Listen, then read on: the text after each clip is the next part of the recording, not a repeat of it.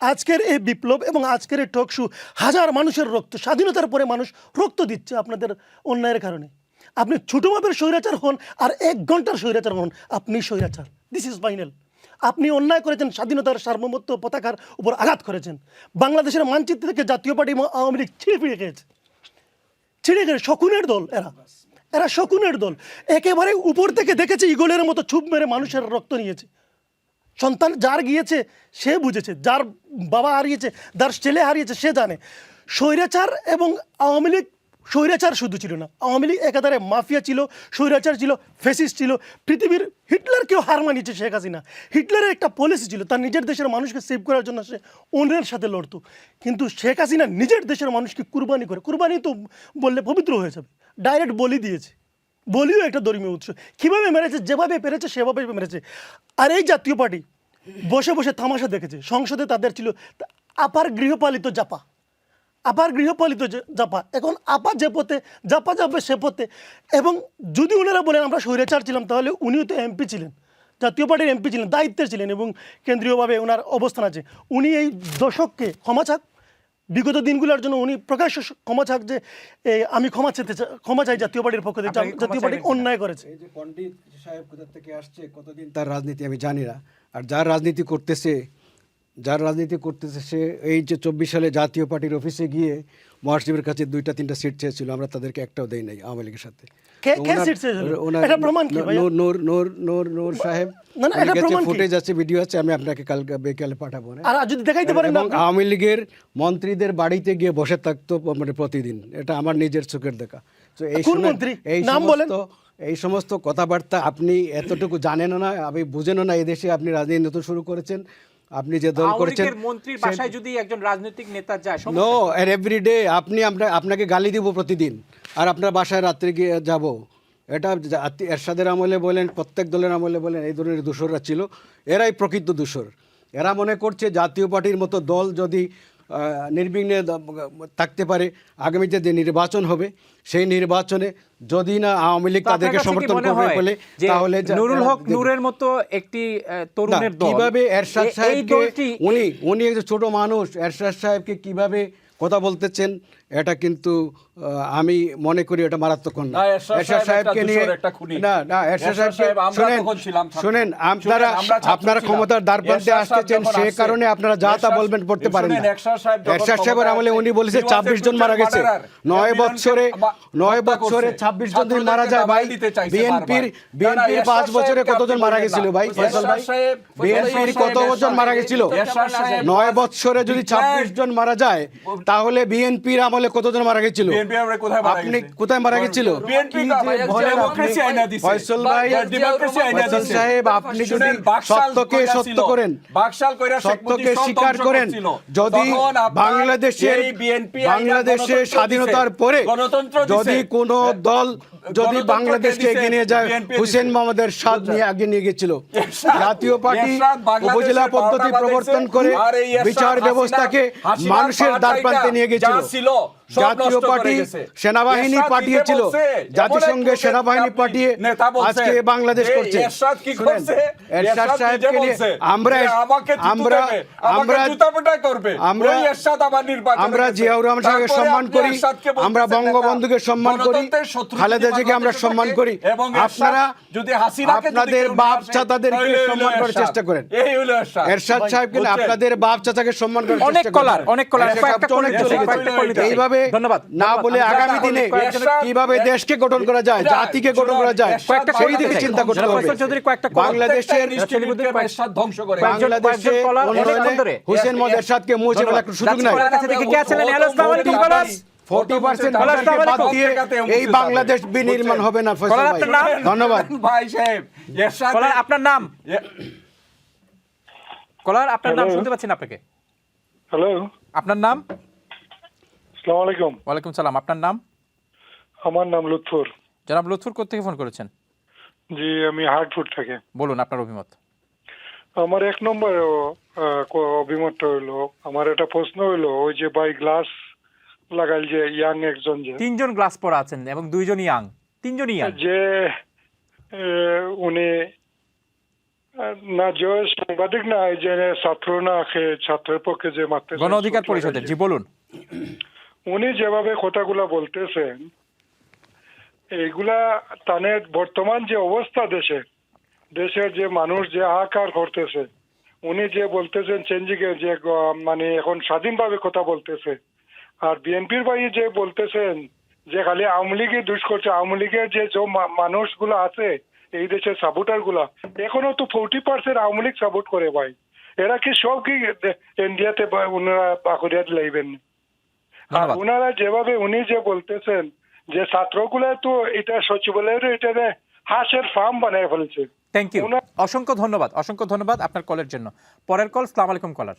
ওয়ালাইকুম সালাম। কলার আপনার নাম? মোসাদ্দিক হোসেন মানিক মিয়া, ওয়েস্ট মিডিয়া নৌসল। বলুন জনাব মানিক মিয়া, বলুন।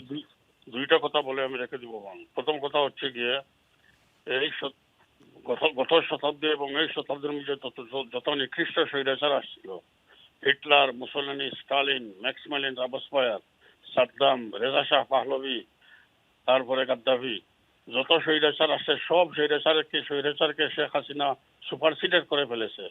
সমস্ত স্বৈরাচারের নিকৃষ্ট স্বৈরাচার হচ্ছে শেখ হাসিনা। সে খুনি, সে ব্যাংক ডাকাত, সে বুট ডাকাত, সে কি না করেছে, খুন করেছে, গুম করেছে।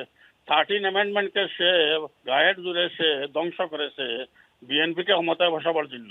ওই যে জাতীয়বাদী যে ভাই বলতেছেন, শেখ হাসিনায় যে ডেমোক্রেটিক ইনস্টিটিউশন চেষ্টা করেছে এবং যত পাপ করেছে সমস্ত অংশীদার হচ্ছে এই জাতীয়বাদী। সুতরাং এই জাতীয়বাদীর আওয়ামী লীগের সাথে জাতীয়বাদীকে ব্যান্ড করা দরকার বাংলাদেশে। 2 নম্বর কথা হচ্ছে গিয়ে রয়ের দৌরাত্ম্য নিয়ে যে কথা বলছেন, শুনেন ভাই, এটা নতুন কিছু নয়।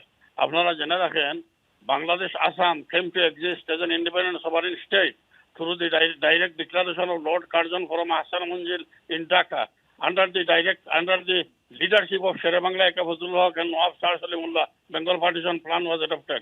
এটাকে ধ্বংস করে দিয়েছিল এই আওয়ামী লীগের মুরব্বিয়ান। ওয়েস্ট বেঙ্গলের দাদাবাবুরা তারা জর্জ দি ফিফথ দিল্লির দরবার হলে নিয়ে গিয়ে সেখান থেকে জর্জ দি ফিফথ ঘোষণা করলো Bengal partition plan form now dissolved.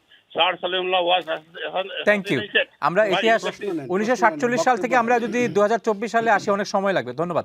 যাচ্ছি পরের কলে। আসসালামু আলাইকুম কলার। হ্যালো, আপনার নাম কলার? আসসালামু আলাইকুম ভাই, আমি আলিম কইরাম। জনাব আলিম, কোথেকে ফোন করেছেন? আমি লন্ডন থেকে ফোন করলাম। আপনার অভিমত? আমার অভিমত হইল কি ভাই, সেলিম ভাই মাতিরা নুরুল ভাই দলের বিষয়ে, বাট খাসা থাকি বিএমপির ভাইয়ে কাউন্টার দেওয়া আরম্ভ করলাম। বাট আমরা কিতা বুঝতাম বা কিতা না, যে যার লগে মাতকা আশা করি এই নু কাউন্টার দিলে বেটার হয়। ধন্যবাদ, ধন্যবাদ, ধন্যবাদ জনাব আলিম। যাচ্ছি পরের কলে। আসসালামু আলাইকুম কলার। হ্যালো, টেলিভিশন কমাতে হবে আপনার। জি, টেলিভিশনের ভলিউম কমাতে হবে। আচ্ছা, আর ঘুমাইলাম ভাই। কলার আপনার নাম? হ্যালো, আমার নাম আলী। আলী, জনাব আলী কোথেকে ফোন করেছেন? আমি ডার্লিংটন থেকে। বলুন আপনার অভিমত। আমি ফারহান ভাইরে জিজ্ঞাসা করতেছি যে আমার এই জাতীয় পার্টির ভাই যেগুলা বললেন, আমার তো অত্যন্ত খারাপ লাগছে।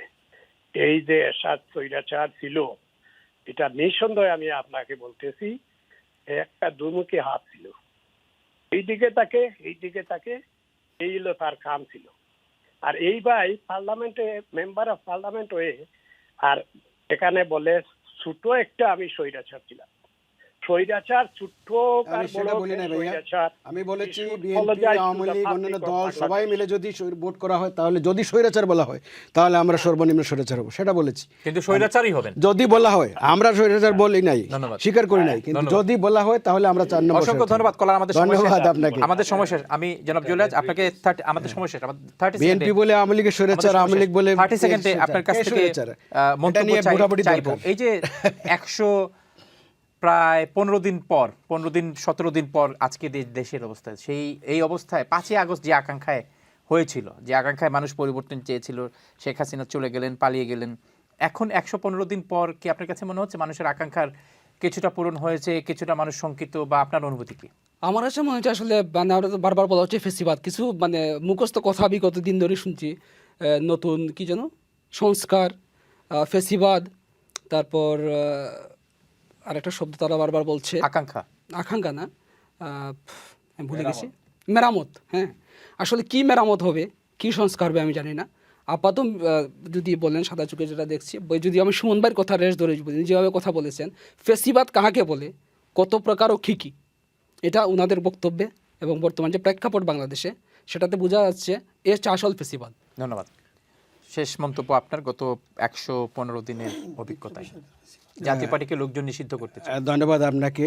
দেখেন, যখন 5 আগস্টের পরে 8 আগস্টে যখন দায়িত্ব নিলেন ডক্টর ইউনূস সাহেব, তখন জাতীয় পার্টিকে বঙ্গভবনে ডাকা হলো।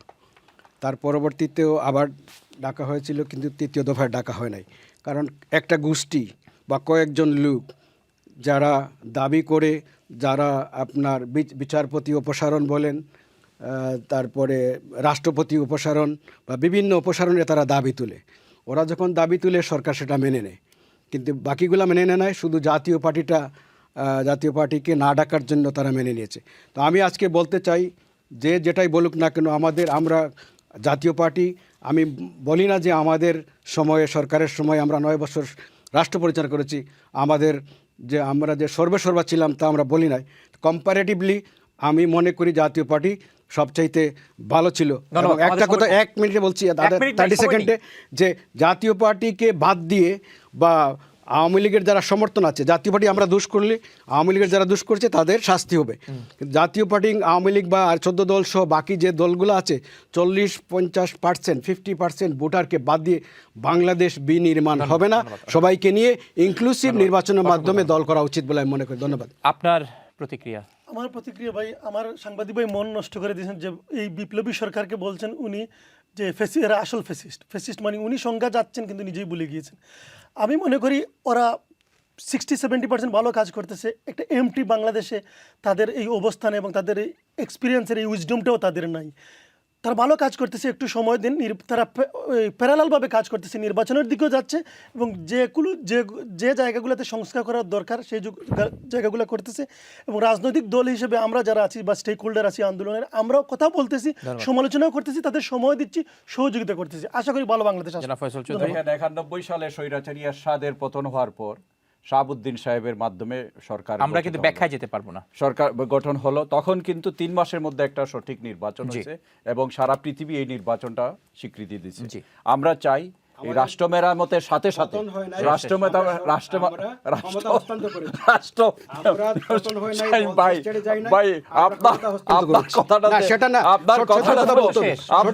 আমি কথা বলি না,